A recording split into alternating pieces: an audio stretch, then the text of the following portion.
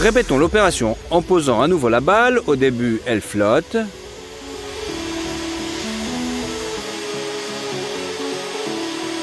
Puis la déformation commence. Plus elle est importante, plus la balle s'élève. Jusqu'à ce qu'elle tombe à nouveau hors du courant.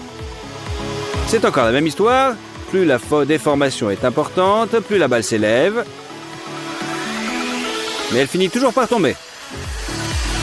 Regardez-la de plus près. Elle se gonfle progressivement comme un grain de pop-corn sur une poêle. Puis lorsque sa forme est trop irrégulière, elle tombe sous son propre poids.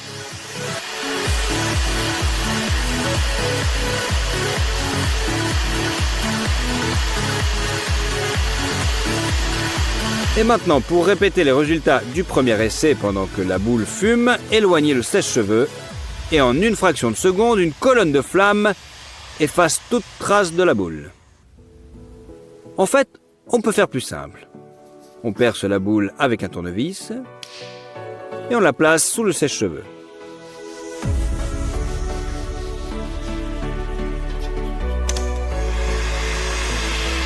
Elle commence à fondre.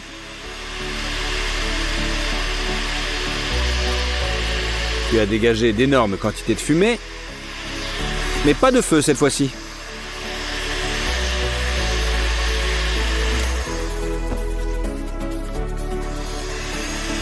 Essayons à nouveau.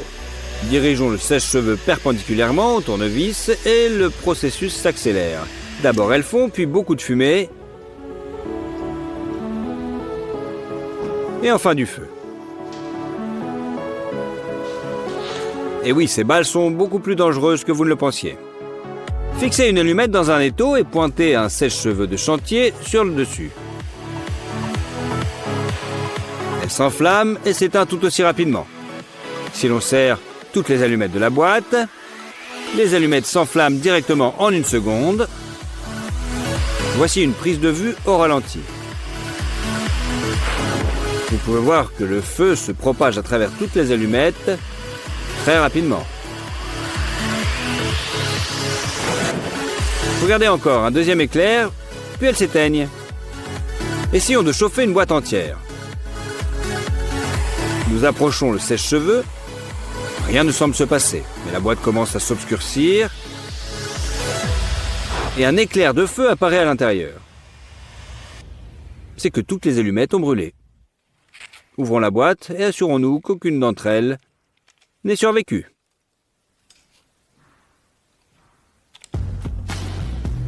C'est maintenant au tour du briquet. On va mettre un sèche-cheveux et voir ce qui va se passer. Tout est calme et en une seconde, un coup de feu retentit. Regardez maintenant au ralenti. Le plastique fond, le gaz jaillit et le briquet est projeté au loin. Même résultat à chaque fois. Essayons de le serrer dans un étau cette fois. Nous chauffons le briquet.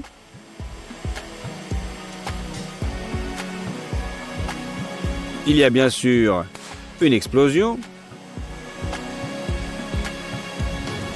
Puis une autre.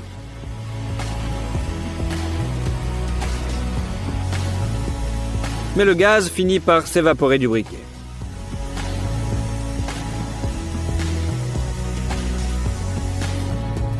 Au deuxième essai, le résultat est le même. Mais il n'y a pas de gaz.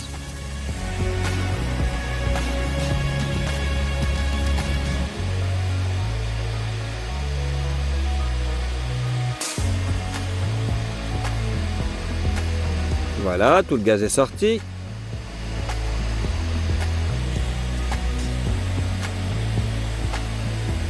Maintenant, le plastique fond.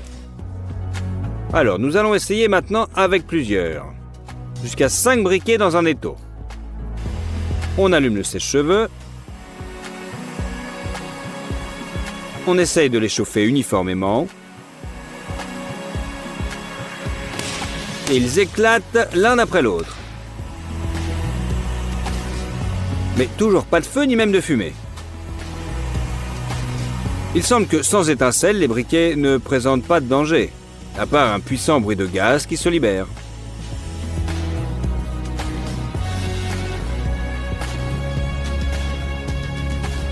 Prenons un rouleau de papier toilette. Voyons ce que notre sèche-cheveux en fait. La vidéo devrait être accélérée car le processus n'a pas été rapide. On peut voir que le papier change progressivement de couleur, mais il n'y a pas encore de feu. Mais nous n'allons pas abandonner, nous dirigeons toute la chaleur vers un seul point.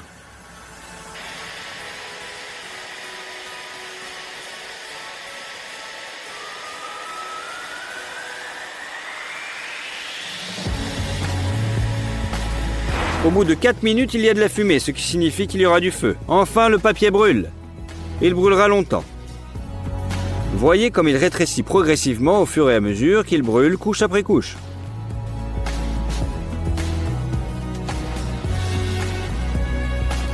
Nous ferions mieux de l'éteindre avec un flacon en verre, un verre tout simplement. Voilà, pour éliminer l'oxygène. Mais c'est un spectacle très intéressant, je vous l'accorde. Prenez une canette de soda et mettez un sèche-cheveux à côté à pleine puissance. Bon, je vous accorde qu'il faut attendre un petit peu, car même un sèche-cheveux de chantier ne veut pas chauffer aussi vite. Au bout de 6 minutes, la canette cède enfin. Ou plutôt, le liquide à l'intérieur jaillit. Arrachant le couvercle, regardez cette fontaine au ralenti. Quel jet puissant! La mousse s'est envolée pratiquement jusqu'au plafond et maintenant elle fume. Tant le cola est chaud. Regardez cette coupe parfaite. Bon, il est temps de passer à la bouteille en verre. Installez le sèche-cheveux et regardez.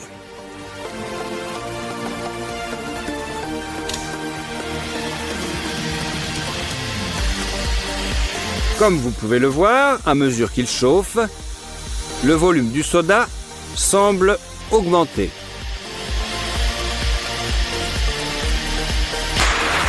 Au bout de 8 minutes et demie, nous obtenons enfin le résultat, une énorme fontaine de cola jaillit de la bouteille faisant sauter le bouchon.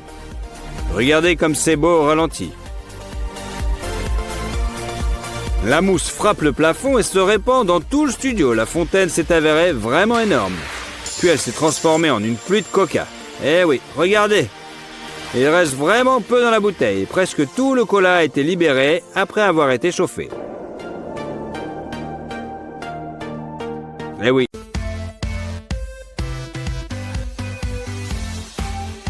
Comme vous pouvez le voir, regardez.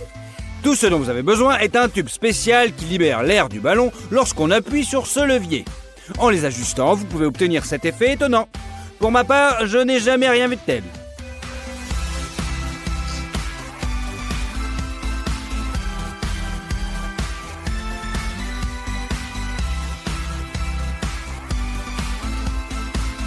Mais comment est-ce possible? Franchement, on dirait de la magie.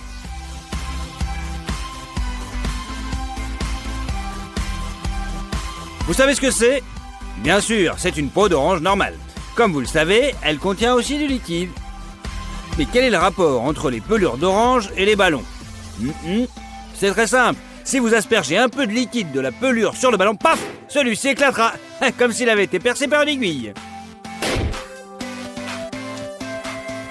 En parlant d'aiguille, elle n'est toujours pas capable d'accomplir son seul boulot. Comme vous pouvez le voir à l'écran, tous les ballons ne sont pas prêts à être crevés aussi facilement. Mais comment ça fonctionne? C'est beaucoup plus facile que vous ne le pensiez. Le secret principal est le morceau de ruban adhésif que tu mets sur le ballon. Si vous le piquez avec une aiguille à cet endroit précis, le ballon n'éclatera pas immédiatement. Ça paraît super facile, mais à chaque fois, ce tour provoque stupéfaction devant n'importe quel public. Il est temps de voir qui va gagner dans le combat clou contre ballon. Le résultat est évident. Mais que se passe-t-il si au lieu d'un clou, il y en a toute une série? Le résultat va certainement vous surprendre. Waouh, vous ne pouvez pas le faire avec un seul clou, mais vous pouvez le faire avec tout un tas. Regardez comme c'est spectaculaire. Allez, on y va. Ça tient. Vous vous dites, comment peut-on combiner un goulot de bouteille, un disque et de la colle? Regardez l'écran, alors vous comprendrez parfaitement tout cela.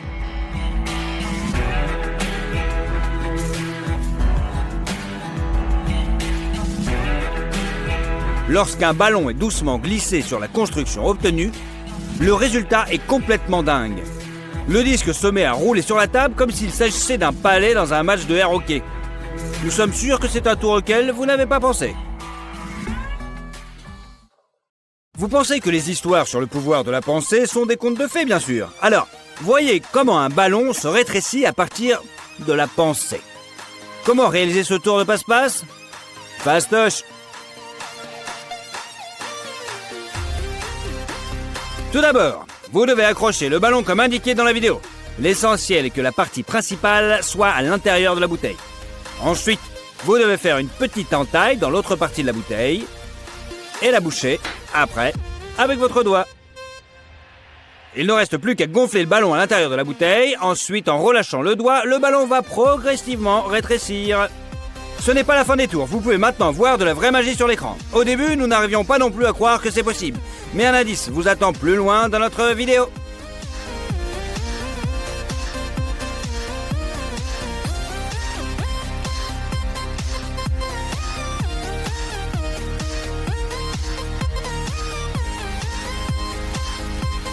Nous devons prendre un ballon de baudruche ordinaire et en gonfler une petite partie. La façon la plus simple de le faire est d'utiliser une pompe ordinaire. Ensuite, il faut attacher ce ballon pour s'assurer que l'air ne s'échappe pas, bien sûr. Et maintenant, notre petite bulle d'air va voyager comme elle le veut dans le ballon. Enfin, comme vous le voulez. Il semble que ce tour avec une saucisse, notre magicien a soudainement faim. Apparemment, il n'y avait rien d'autre pour lui à manger que ce ballon. Mais comment a-t-il réussi à manger un ballon gonflé?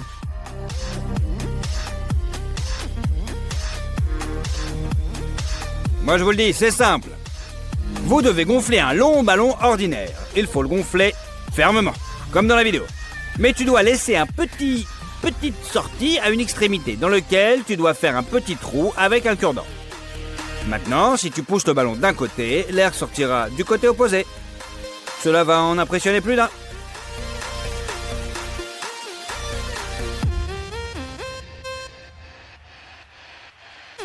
Tu te souviens que tu as vu l'air sortir d'un ballon et entrer dans l'autre? C'est facile à faire et avec un tube. Mais il y a un autre moyen. D'abord, il faut suspendre les ballons comme indiqué dans la vidéo.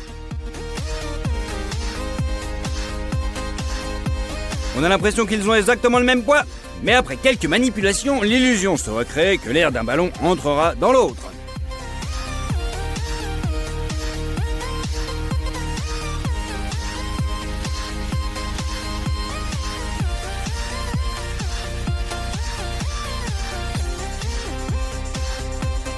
Maintenant, faites attention car nous avons affaire à des produits chimiques. N'essayez pas sans vos parents. Il faut mélanger une petite quantité de produit à vaisselle avec de l'eau dans un grand récipient. Jusque-là, facile. Ensuite, il faut y ajouter un petit peu d'aluminium, plus précisément du papier d'aluminium alimentaire ordinaire. Et sur le dessus de ce récipient, prendre un ballon. On dirait qu'il s'agit du ballon le plus commun, mais en fait, il est gonflé à l'hydrogène, ce qui lui permet de voler dans les airs. Eh oui, vous pouvez acheter ces ballons non seulement dans les parcs d'attractions, mais aussi les fabriquer vous-même à la maison. Encore une fois, cela ne doit être fait qu'en présence d'adultes. Aussi simple que bonjour.